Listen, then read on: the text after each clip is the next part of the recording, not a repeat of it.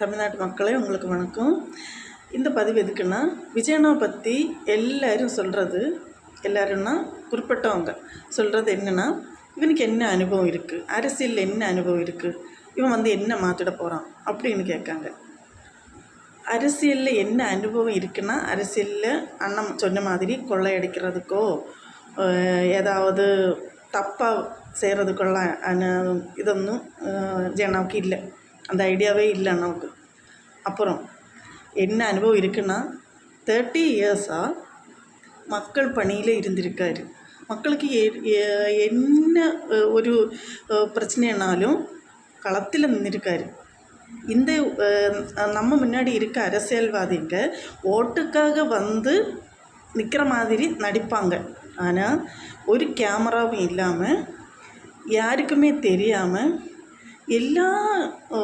என்ன தமிழ்நாட்டில் ஒரு அசம்பாவிதம் நடந்தாலும் அந்த களத்தில் அண்ணன் நின்றுருக்காரு. இந்த மாதிரியெல்லாம் கேட்குறவங்களுக்கு நான் சொல்கிறது ஒன்று தான் 30 இயர்ஸாக மக்கள் பணியில் இருந்தவங்களுக்கு தெரியாதா மக்களுக்கு எப்படி சேவை செய்யணும்னு? அவங்க சொந்த காசில் அவங்க செலவு பண்ணியிருக்காங்க.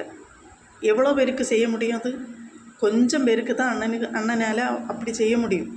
ஒரு கவர்மெண்ட்டு அமைச்சா எல்லா மக்களுக்குமே சேவை செய்யலாமே, அந்த ஒரு ஐடியாவில் தான் அவர் வந்திருக்காரு.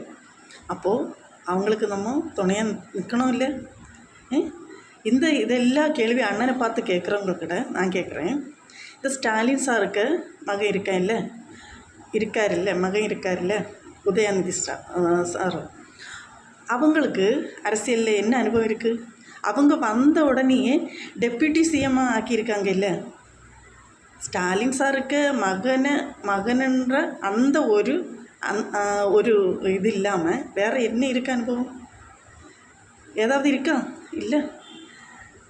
அதான் அவங்களுக்கு கேள்வி கேட்குறது என்னன்னே தெரியாமல் கேள்வி கேட்டுட்ருக்காங்க அண்ணனை பார்த்து.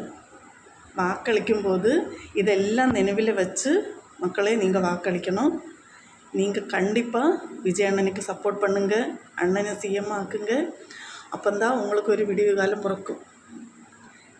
Please vote for TVK. Thank you.